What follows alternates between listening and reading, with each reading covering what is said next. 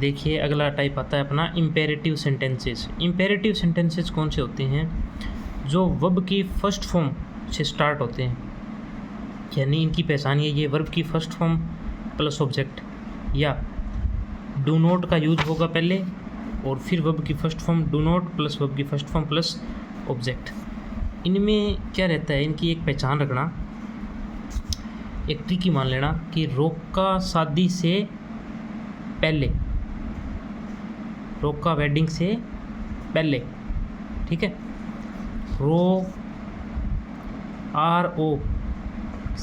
रोका वेडिंग से पहले, वेडिंग से पहले। आर से रिक्वेस्ट, यदि वाक्य में रिक्वेस्ट दी हुई हो, प्रार्थना हो, तो कौन सा सेंटेंस होगा? इम्पेरेटिव। RO से ऑर्डर, यदि वाक्य में ऑर्डर हो तो भी कौन सा होगा? इम्पेरेटिव। यदि वाक्य में कमांड हो, कोई कमांड दी हुई हो, जब अपना सीनियर कोई कमांड दे हमें, तो क्या होगा? इम्पेरेटिव।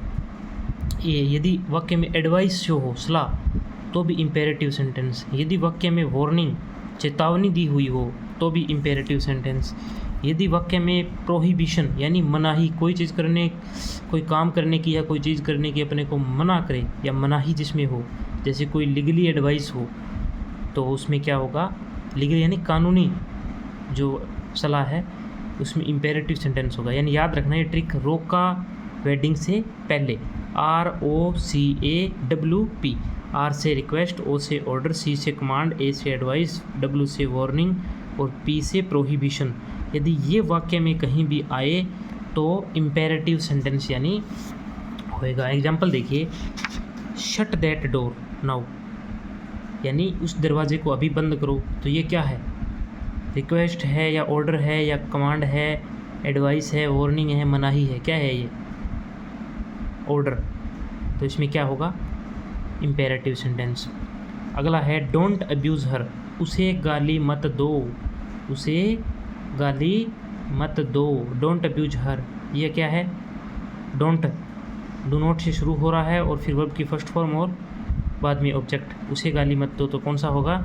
Imperative sentence. आशा करता हूँ समझ में आ गया होगा ये। नेक्स्ट देखिए एक्सक्लेमेटरी सेंटेंस। एक्सक्लेमेटरी यानी जिसमें एक्सक्लेम हो, यानी जिसमें विस्मय उत्पन्न हो अपने को, जैसे आश्चर्य, भी कोई भी चीज़ देखते ही अपने को आश्चर्यजनक लगे, वो नहीं, अपने को आश्चर्य, सरप्राइज जहाँ अपने हो, उसमें कौन सा होगा? जहाँ भी अपने वाक्य पढ़े और अपने जैसे बोलते हैं ना, wow what a nice car, wow what a beautiful girl, जैसे अपने को विस्मय उत्पन्न हो, यानी आश्चर्यजनक, जहाँ अपने स्तब्ध रह जाएं कोई चीज़ देख कर, तो उसमें कौन सा वाक्य होगा? एक्सक्लेमेटरी। और इसमें एक ध्यान रखना, सबसे ज़रूरी चीज़, उसमें एक्सक्लेमेटरी साइन जरूर आएगा। ये एक्सक्लेमेटरी साइन यानी इंटरजेक्शन आएगा और उसके बाद में नेक्स्ट सेंटेंस, तो उसमें कौन सा होगा? एक्सक्लेमेटरी। सबसे बड़ी पहचान इसकी ये एक्सक्लेमेटरी साइन आएगा, ये चिन्ह है ना जो ये आएगा, तो उसमें कौन सा होगा? एक्सक्लेमेटरी, यानी विस्मयादिबोधक, विस्मय उत्पन्न होगा उसमें, ठीक है। एग्जाम्पल देखिए, वाओ, वाओ के बाद यार ना इंटरजेक्शन साइन, इसे बोलते हैं exclamatory sign. Wow I have won the match, मैं मैच जीत गया, इसे आश्चर्य हो रहा है, वाओ मैं मैच जीत गया, यानी इससे पहले उम्मीद नहीं थी कि ये काम हो सकता है, परंतु ये काम हो गया, यानी वाओ, यानी इससे क्या हो रहा है? विस्मय उत्पन्न हो रहा है। Wow I have won the match, मैं मैच जीत गया। नेक्स्ट देखिए अगला टाइप अपना लास्ट टाइप आता है ऑप्टेटिव सेंटेंसेस। ऑप्टेटिव यानी इच्छा सूचक वाक्य, जिसमें इच्छा जाहिर कर रहा हो सामने वाला अपनी, ऑप्टेटिव सेंटेंसेस। देखिए example, may you live a long life, may you live a long life. अपने कहते हैं ना, जैसे भी भगवान करे तुम लंबी या दीर्घायु हो, तो उसमें अच्छा अपनी इच्छा जाहिर कर रहा है, तो इसमें क्या होगा? Optative sentence. May God bless you, भगवान तुम्हारा भला करे। May you be a teacher, यानी तुम आगे चल के क्या बनो? एक अध्यापक बनो, तो ये इसमें इच्छा जाहिर कर रहा है ना, यानी भविष्य को लेकर जहाँ इच्छा जाहिर की जा रही है उसमें क्या होगा? Optative sentences. अपने कहते हैं ना भी बाढ़ में जाए या तुम नरक में जाओ, go to hell, may you go to hell, यानी तुम नरक में जाओ। ये सभी क्या है? यानी तुम नरक में जाओ, भगवान तुम्हारा भला करे। यानी जहाँ भी ऑप्टेटिव यानी इच्छा जाहिर की जा रही है उसमें क्या होगा? ऑप्टेटिव सेंटेंस होगा। अब अपने प्रैक्टिस करते हैं। तो इसमें देखिए कैसे मतलब क्वेश्चन कैसे आते हैं एग्ज़ाम में। पहला क्वेश्चन देखिए, इसमें अपने को क्या है, क्वेश्चन सीधा वाक्य दिया हुआ रहेगा और उसमें 4 ऑप्शन होंगे। इसमें कौन सा सेंटेंस है, एक्सक्लेमेटरी है या ऑप्टेटिव है या इंटेरोगेटिव है या डिक्लेरेटिव है या असर्टिव है, कौन सा सेंटेंस होगा तो अपने को बताना है। मैंने सभी की अलग अलग पहचान बता दी है पीछे वाली वीडियो में भी, और अब अपने इसकी प्रैक्टिस करते हैं। देखिए अल्लास, अल्लास, अल्लास यानी ये दुख सूचक या पीड़ा सूचक शब्द है अल्लाश। अल्लास के बाद ये इंटरजेक्शन अपने एक्सक्लेमेटरी साइन आ रहा है, तो अपने कौन सा सीधा आगे जाना ही नहीं है। कौन सा सेंटेंस हो गया, एक्सक्लेमेटरी सेंटेंस। अलग सेंटेंस पूरा पढ़ के देख सकते हैं आप। Alas I feel terrible that you got into an accident this morning. आगे देखिए, वेयर इज़ द स्कूल, इसमें पहचान क्या करनी है अपने को, इंटेरोगेटिव साइन, तो कौन सा हो जाएगा interrogative. Where is the school, school कहाँ है, तो क्या हो जाएगा इंटेरोगेटिव सेंटेंस। ये कौन सा हो गया, एक्सक्लेमेटरी साइन। देखते हैं एक्सक्लेमेटरी सेंटेंस, इंटेरोगेटिव। अब ये देखिए, the smoke alarm battery should be changed at least once a year. The smoke alarm, smoke पहले क्या आ गया, द स्मोक सब्जेक्ट, उसके बाद अलार्म चेतावनी दे रहा है अपने को या अलार्म कर रहा है, जगा रहा है। बैटरी शुड बी चेंज यानी बैटरी को चेंज किया जाना चाहिए। एटलीस्ट वंस इन ईयर यानी एक बार बैटरी को चेंज साल में करना चाहिए। तो सब्जेक्ट आ रहा है, subject plus verb plus object. तो ये कौन सा ऐसी स्ट्रक्चर मैंने कौन सी की बताई थी, subject plus verb plus object, ये बताई थी मैंने डिक्लेरेटिव या असर्टिव सेंटेंस यानी सिंपल सेंटेंस जो होता है उसकी पहचान मैंने बताई थी। सब्जेक्ट वर्ब और ऑब्जेक्ट तीनों एक ही सीरीज़ में आए तो कौन सा होगा, डिक्लेरेटिव या असर्टिव सेंटेंस होएगा। तो इसमें सब्जेक्ट वर्ब और ऑब्जेक्ट तीनों एक ही सीरीज़ में आ रहे हैं तो असर्टिव सेंटेंस या डिक्लेरेटिव सेंटेंस होगा। आगे देखिए, ओपन द डोर नाउ, दरवाजे को खोलो, अभी है दरवाजे को अभी खोलो। तो ओपन वर्ब की फर्स्ट फॉर्म प्लस ऑब्जेक्ट से शुरू हो रहा है तो सेंटेंस कौन सा, अभी बताया था मैंने पीछे, ये रहा वर्ब की फर्स्ट फॉर्म प्लस ऑब्जेक्ट से शुरू हो रहा था कौन सा, इंपेरेटिव सेंटेंस। देखिए वर्ब की फर्स्ट फॉर्म प्लस ऑब्जेक्ट से शुरू हो रहा है तो कौन सा, इंपेरेटिव सेंटेंस। तो ये कौन सा हो जाएगा, इंपेरेटिव सेंटेंस। आगे देखिए,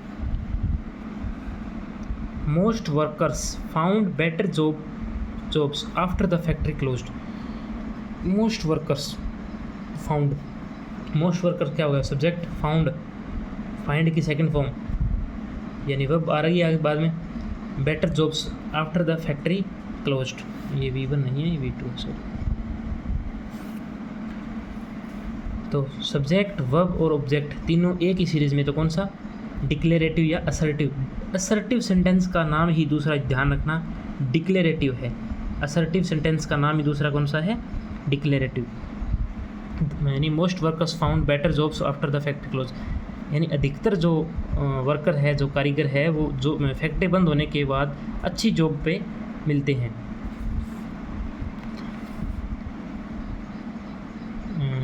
how many students are in your class, how many student, आपकी क्लास में कितने बच्चे हैं। तो ये क्वेश्चन मार्क यानी अपने से प्रश्न पूछ रहा है, हाउ मैनी कितने स्टूडेंट्स यानी कितने स्टूडेंट्स हैं, आर इन योर क्लास अपनी आपकी क्लास में कितने बच्चे हैं। तो आगे क्वेश्चन मार्क भी दिया हुआ है तो ये तो सीधा ही जाना है। कौन सा, इंटेरोगेटिव सेंटेंस।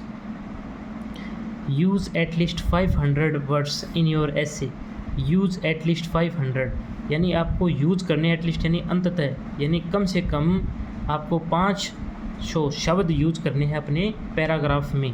यूज़ पहले कौन सी आ रही है, वर्ब की फर्स्ट फॉर्म, वर्ब की फर्स्ट फॉर्म से स्टार्ट होने वाला वाक्य कौन सा होगा, ऑप्टेटिव, अभी बताया था इच्छा सूचक। Wow such a wonderful car, wow यानी कार को देख के क्या हो रहा है, इसे आश्चर्य, wow such a wonderful car, कौन सा हो गया, एक्सक्लेमेटरी यानी आश्चर्य विश्व में उत्पन्न हो रहा है तो एक्सक्लेमेटरी साइन दिया हुआ है तो कौन सा हो जाए, एक्सक्लेमेटरी सेंटेंस।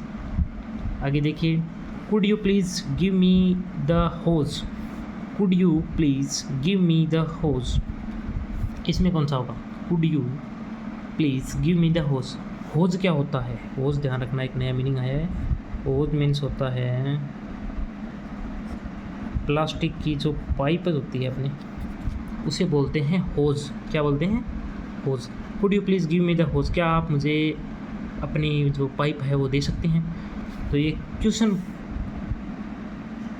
कर रहा है अपने से, क्या आप दे सकते हैं भी अपने, या तो हाँ या ना में उत्तर देंगे भी हाँ या ना, तो कौन सा होगा इंटेरोगेटिव सेंटेंस।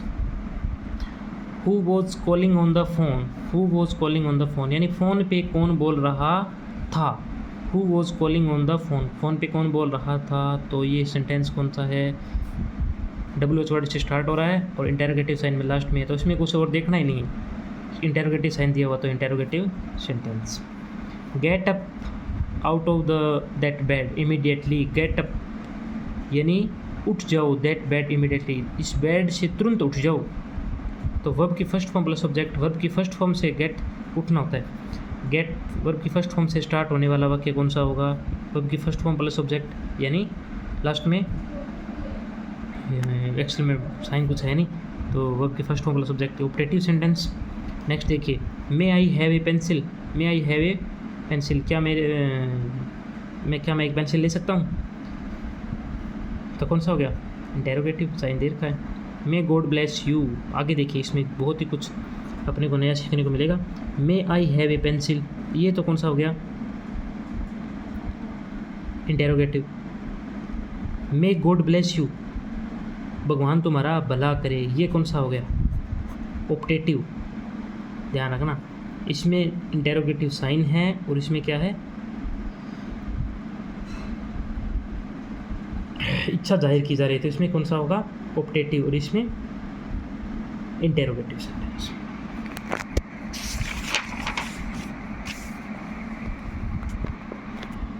आगे देखिए, Mohan works on a dairy farm, Mohan works on a dairy farm, Mohan एक डेयरी फार्म पे काम करता है। तो मोहन हो गया सब्जेक्ट, वर्क मानी काम करता है, और आगे कौन कहाँ करता है डेयरी फार्म, तो ये हो गया ऑब्जेक्ट। सब्जेक्ट वर्ब और ऑब्जेक्ट तीनों एक ही सीरीज़ में हो तो वाक्य कौन सा होगा असर्टिव या डिक्लेरेटिव सेंटेंस।